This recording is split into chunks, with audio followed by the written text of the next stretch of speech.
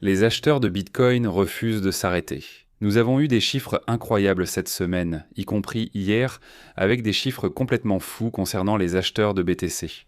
J'ai les scénarios haussiers et baissiers, avec divers analystes donnant leur avis. Nous avons les graphiques de Solana, les dernières nouvelles sur l'Iran et bien d'autres sujets à traiter. Le gars du spread peut gérer ça, non? Allons-y. Alors, tout d'abord, 2 jours.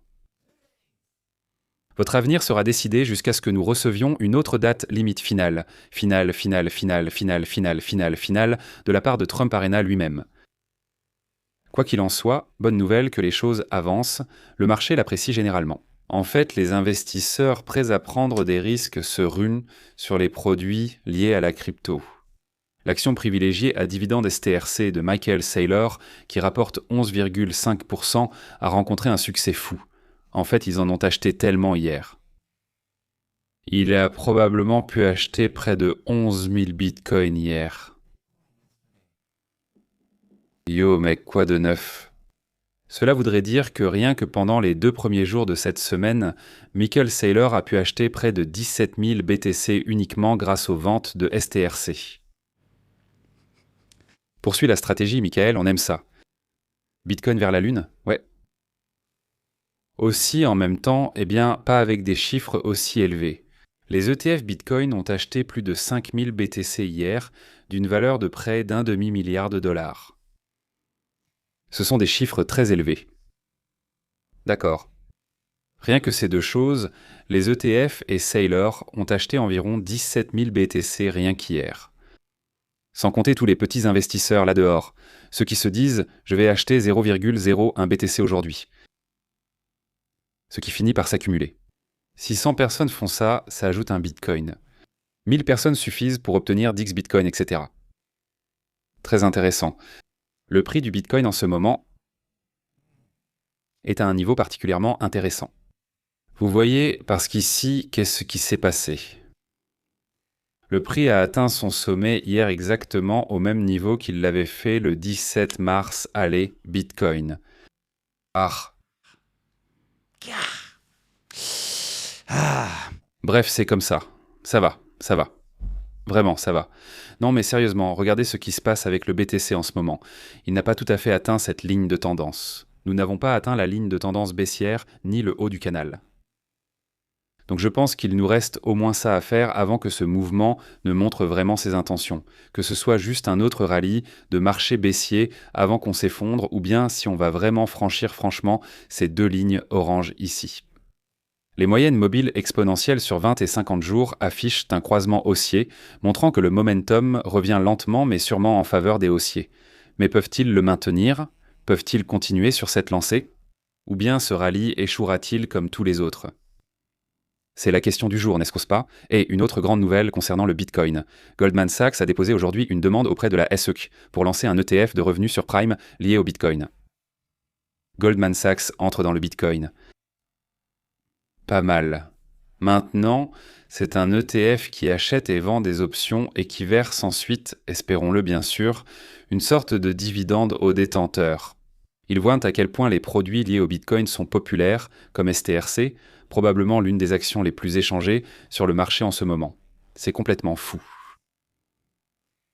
Au fait, juste un rappel, le nouveau président de la Fed arrive très bientôt. D'accord. Son audition de nomination a lieu cette semaine. Comme nous le disons ici, ce président de la Fed n'est pas un banquier central à l'ancienne. Kadog Warshir a publié une déclaration financière de 69 pages. Il possède des parts dans SpaceX. Il a investi dans Polymarket, des outils de développement Ethereum aléatoire pour une raison quelconque.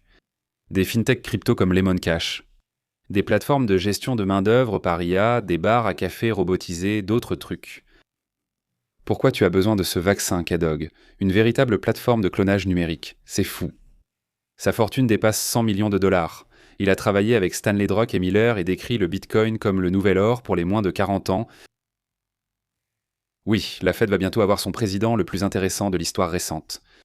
C'est ce gars qui a investi à fond, d'accord, dans la crypto, dont il va devoir se défaire avant d'entrer en fonction, évidemment. Mais bref, ce mec, il sait. Il le voit. Contrairement à Jérôme Powell, qui est du genre « Eh bien, vous savez, le Bitcoin, c'est ce genre de choses qui existent, c'est pas mal ». Alors que Kevin Moore, lui, il dit juste « Donnez-moi les sats, allons-y. Investissons dans la tech et la crypto, c'est génial ». Les taux d'intérêt qui descendent à 1%. Très intéressant. Si on règle l'affaire avec l'Iran sous peu, un nouveau délai de 2 semaines pour le cessez-le-feu s'applique. Il y a une réunion demain à Islamabad entre les Iraniens et les Américains. Voyons si on peut conclure un accord là-bas. Si un accord est trouvé, s'il n'y a pas de conflit militaire, tu sais, pas de bateau coulé ou d'explosion à cause du blocus américain, eh bien alors, les choses pourraient vite redevenir normales. De plus, le rebond en V du marché boursier a été incroyable. On en reparle dans un instant. Voici une mise à jour rapide des transactions. Actuellement, j'ai une position sur Tesla. Attends, je suis long sur Tesla ici. J'ai remonté le stop au niveau du prix d'achat. Donc, j'ai mis le stop loss à environ 354. Donc, le profit ou la perte non réalisée est de 51, je vise toujours, 380. Il nous reste donc environ 14 $ avant d'atteindre le take profit sur cette position. Pour Bitcoin, le prix d'entrée en position longue a été remonté. Les stops sont déplacés au niveau du prix d'achat à 60 et 11 000 cents. Je vise toujours 7000 pour le take profit sur celle-ci. On en était très proche aujourd'hui, mais pas encore. Solana en position longue actuellement. Prix d'entrée, 277. Hier, j'avais une petite position longue avec une entrée moins idéale, ce qui n'est pas surprenant vu la situation. J'ai regardé les graphiques aujourd'hui et on parlera de ce graphique dans un instant. Je me suis dit, prenons une position longue sur Solana, allons-y. Je pourrais remonter ce stop, mais ce n'est pas encore le moment. Le problème, c'est que j'aimerais que ça monte un peu plus, vers 85,86, et ensuite je remonterai le stop loss au point d'entrée. Comme ça, au moins, je ne pourrai pas perdre d'argent sur ce trade dans le pire des cas. Si tu veux me rejoindre pour trader sur Bitfinex, il y a un lien en dessous. Va jeter un œil. À l'inscription, tu reçois des bonus de dépôt. 1000 $ déposés te rapportent 200 $, 2000 déposés t'en donnent 400. En plus, c'est disponible pour tout le monde, partout. Ça veut dire toi aussi, où que tu sois. Tu peux trader sur Bitfinex. Ils ne font plus seulement de la crypto maintenant. D'accord. Tu peux prendre des positions longues ou courtes sur ce que tu veux. Tu sais, les crypto-monnaies, ils ont tout ce qu'il te faut. Ils ont du Bitcoin, de l'Ethereum, du Solana, du XRP. Ils ont aussi les Dogecoin, si tu veux, les traders. Tu peux prendre des positions longues, vendre à découvert sur les baisses, mais maintenant ils ont aussi les matières premières. Donc tu peux trader le pétrole, l'or, l'argent, tu peux aussi trader des actions. C'est le S&P 500 si tu veux, ou des actions comme mon trade sur Tesla. Lien en bas. Va jeter un œil, inscris-toi. Commence à trader comme je te l'ai montré, c'est une certaine liberté. Regardons donc quelques avis haussiers et baissiers en ce moment. Ivan on Tech reste baissier. La résistance tient. La tendance baissière continue. Je répète, tant que ce canal ne se résout pas. Soit par une cassure au-dessus de 78 000 $, soit par une rupture en dessous de 68 000 $. Nous sommes tous en train de spéculer sur ce qui pourrait ou non se passer dans cette situation. Mais Ivan a un point intéressant ici. Parlons-en donc. La pression d'achat de Saylor diminuerait jusqu'à la mi-mai. Aujourd'hui, c'est la date de détachement du dividende de STRC. Ceux ayant acheté STRC avant aujourd'hui recevront le dividende à la fin du mois. Beaucoup se sont donc précipités à l'achat pour l'obtenir. Avec la demande pour STRC, ils en émettent davantage pour lever des fonds et acheter du BTC. Les achats se font jusqu'au 15 de chaque mois, suivant les hausses du Bitcoin. Actuellement, Saylor achète du BTC. Hier, les ETF ont reçu un demi-milliard de dollars, mais Saylor reste le principal acheteur en marché baissier. Nous avons réduit les risques depuis octobre. Préserver le capital reste crucial avant d'être optimiste. Cela viendra en temps voulu. Maintenant, Ivan a acheté autour de 60 000, je pense, et il cherche des niveaux plus bas pour investir le reste de son capital ou une confirmation haussière. Colin affirme que, malgré les optimistes du Bitcoin, le creux à 60 000 en février n'en était qu'au 4e mois d'un cycle typique de 4 mois. Cela pourrait-il être plus court? Oui, mais seulement de 2/3. La baisse n'a été que de 53% contre plus de 77% lors des cycles précédents. Il est peu probable que le creux des 60 000 soit le véritable plancher. Les statistiques sont complexes. Nous n'avons que 3 marchés baissiers précédents comme base de données. C'est là que ça se complique. Et les 3 marchés baissiers précédents étaient structurellement différents, disons, de celui-ci. Et c'est intéressant parce que le cycle de 4 ans m'a surpris par la façon dont tout l'univers crypto se comporte comme un mème.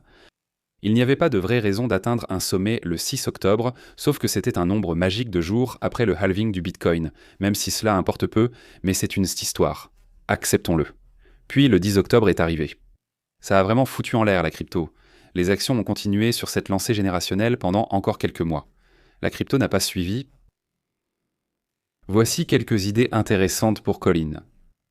Premièrement, et si nous n'en étions pas à 4 mois de marché baissier, mais si en fait nous approchions de la fin du marché baissier. Le marché baissier a en fait commencé le 25 janvier cycle décalé vers la gauche. Maintenant, je vais juste dire, mais bon, le prix est évidemment monté à un niveau plus élevé que celui de janvier. Alors de quoi parles-tu, Lark Davis? Oui, mais c'est uniquement dû à l'engouement pour la trésorerie des actifs numériques. Sinon, où sont les acheteurs? L'engouement manque, très peu de particuliers participent. C'est quelque chose à méditer. Voyez aussi ceci, je n'ai pas le graphique, mais je vous l'ai envoyé il y a une semaine.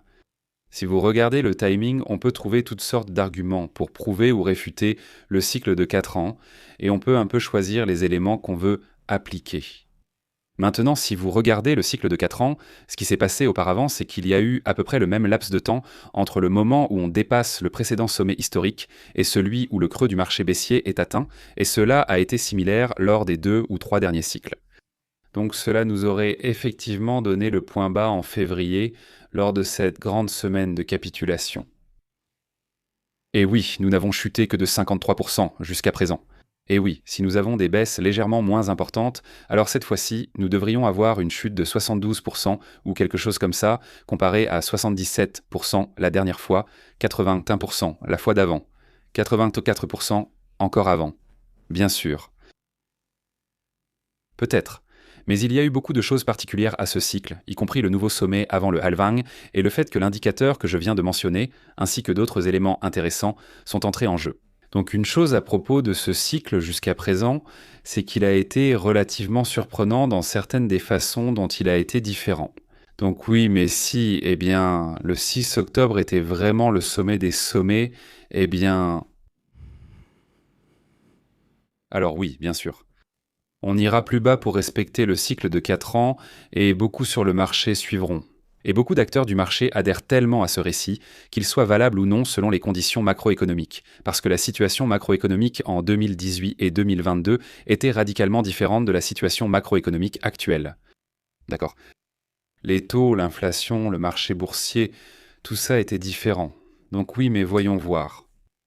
Voyons voir, de toute façon, je voulais juste partager quelques réflexions. J'apprécie les points de vue de tout le monde ici, ne vous méprenez pas. Je n'essaie de rabaisser personne. Je suis très ouvert d'esprit. Tout ça.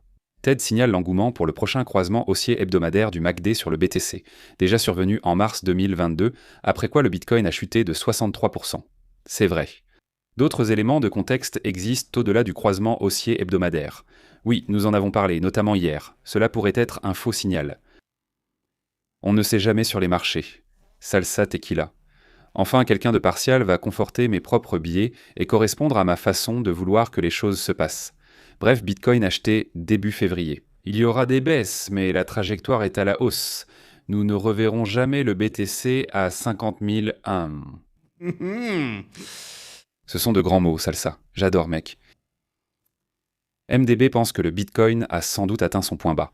Comme il n'y a pas eu de sommet explosif, le marché baissier ne sera pas classique. En fait, il n'y a pas eu grand-chose de normal dans ce cycle, et c'est facile de se vanter d'avoir parfaitement anticipé le cycle de 4 ans. Si le 10 octobre n'était pas arrivé, et bien sûr le 10 octobre est arrivé, des trucs de fin de cycle, n'est-ce pas? Mais si le 10 octobre n'était pas arrivé, je pense qu'on serait dans une situation très différente pour la crypto en général en ce moment. Je ne pense pas qu'on puisse vraiment sous-estimer à quel point ça a causé des dégâts brutaux. Ça a ruiné des teneurs de marché et des traders avec des dizaines ou centaines de millions de dollars. Je sais qu'ils prenaient des risques stupides, mais c'est courant. De toute façon, on verra bien. Le graphique hebdomadaire ressemble à ça. D'accord, un mouvement similaire s'est produit sur ce canal. Vers la fin, une forte poussée vers la moyenne mobile exponentielle sur 20 semaines comme actuellement, avant un rejet brutal et l'effondrement du prix.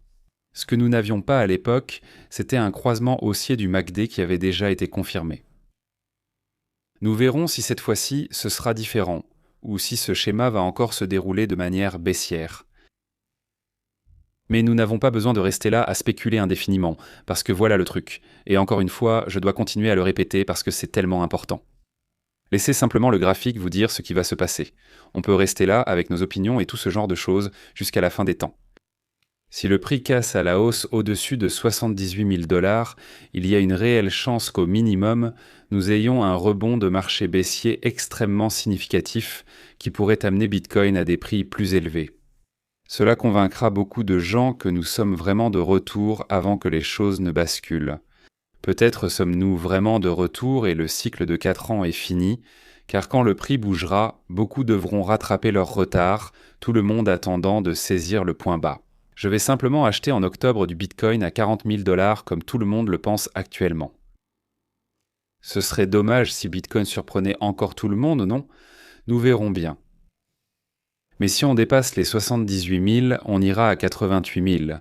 Si on passe sous les 68 000, on ira à 58 000 au minimum. On reteste le bas de cette mèche. En ce moment, on est coincé dans le canal. Laisse le canal te dire où on va. Et au fait, on a aussi ce potentiel double creux qui est en train de se former. Si on casse la ligne de coup ici autour de 75, ça nous envoie de nouveau vers 88 000 environ. Donc il y a pas mal de choses intéressantes qui se préparent là-bas. Solana, j'ai ouvert la position longue ici. Je tiendrai tout le monde sur l'Earth Circle Discord au courant de ce mouvement. Actuellement, ça évolue plutôt bien. J'aimerais voir un peu plus d'action là-dessus. Je veux qu'on atteigne notre objectif de prise de bénéfice juste ici, 98 $. Mais je sécuriserai le stop loss au point d'équilibre si on peut monter jusqu'à 85, 86, quelque chose comme ça. Mais bon, tu sais quoi ? Belle ligne de tendance, beau rebond sur la ligne de tendance. Voyons comment ça évolue. C'est fou d'ailleurs.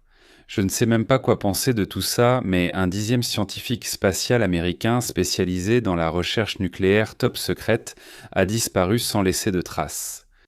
10e personne liée à la recherche nucléaire américaine top secrète et au programme spatial américain à disparaître ou mourir mystérieusement. Il se passe quelque chose d'anormal ici. Il se passe clairement quelque chose ici. J'en parle car la course à l'avenir de l'espace sera énorme, avec l'introduction en bourse de SpaceX et tout ce qui arrive. Évidemment, il se passe quelque chose. Ça va être une course à la domination spatiale entre les grandes puissances, mais aussi, et si c'était le problème à 3 corps. Et il y a ces scientifiques qui sont là, ils comprennent que les extraterrestres arrivent, que tout va partir en vrille et qu'ils ne peuvent rien y faire. Et dans leur désespoir, ils choisissent d'en finir. Bref, les contrats à terme sur le S et P500, parlons plutôt de ça, au lieu de la catastrophe imminente de l'invasion extraterrestre à venir. Donc c'est à peine dans le vert en ce moment, mais c'était à 7000, voilà le topo. L'ouverture prévue en ce moment. Oh là là. Attends une seconde. Oh mon Dieu. Ah. D'accord, donc si les marchés à terme maintiennent leur trajectoire actuelle, le S&P 500 va ouvrir à un nouveau record historique. C'est quoi ce marché, bordel ? Bitcoin, t'es vraiment la pire des merdes en ce moment. Tu pourrais pas te bouger un peu ? Sérieusement, allez. Le S&P 500 a complètement rebondi en V depuis la guerre avec l'Iran. Je ne dis pas qu'il ne peut pas encore baisser. Ne vous méprenez pas. Mais regardez ça. Les contrats à terme nous disent littéralement qu'on va ouvrir à un nouveau plus haut historique aujourd'hui. C'est complètement fou, mec. Le précédent record historique était de 7002, donc on ouvre à 7007 aujourd'hui. Je veux dire, regarde ça. C'est la reprise en V la plus folle que j'ai jamais vue sur un marché. Et là, c'est le S&P 500, les gars. Ce n'est pas une action de shitcoin au hasard. C'est dingue. C'est dingue. Je ne sais même pas quoi en penser. Bitcoin, franchement, en 1010 nous a vraiment mis dans la galère. On ne peut pas sous-estimer ça. Il n'y a aucune raison pour que le Bitcoin ne soit pas beaucoup plus haut. Sauf qu'on a tous décidé de suivre strictement le cycle de 4 ans, malgré la macro, les conditions financières et tout le reste qui se passe dans le monde. On est vraiment esclave de ce système. Et voilà, tous les 4 ans, c'est juste ce qui se passe. C'est stupide, les gars. C'est stupide. D'accord. Je comprends que ça se déroule comme ça, mais je trouve ça stupide. Le cycle de 4 ans, c'est juste... pourquoi ? Regardez la bourse. Regardez-la. Oh mon Dieu. Bref, Oracle est sur le point de repasser au-dessus de la moyenne mobile exponentielle sur 20 semaines. Ça pourrait être une zone importante pour elle. Cependant, elle est aussi dans la zone de danger en ce moment. Maintenant, on a parlé de cette chose à la moyenne mobile exponentielle sur 20 semaines ou à la moyenne mobile exponentielle sur 200 semaines ici. Mais maintenant, si elle doit être rejetée quelque part, ce sera exactement ici. C'est une zone de prix clé où nous avons déjà été rejetés. Attendons la suite. Le vrai mouvement a lieu quand ce niveau repasse au-dessus de la moyenne mobile exponentielle 20 semaines. AMD, elle vise toujours ce triple sommet, n'est-ce pas? Ou bien la cassure au-delà. Allez, les actions AMD, on y va. On y va.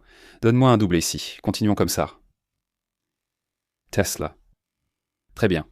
366 en pré-marché. Je pense toujours qu'on va remonter au moins jusqu'à la moyenne mobile exponentielle sur 50 semaines ici. Pour un retest baissier, ok. Si ça casse à la hausse, c'est différent. Voici la ligne de tendance baissière et la moyenne mobile 50 semaines.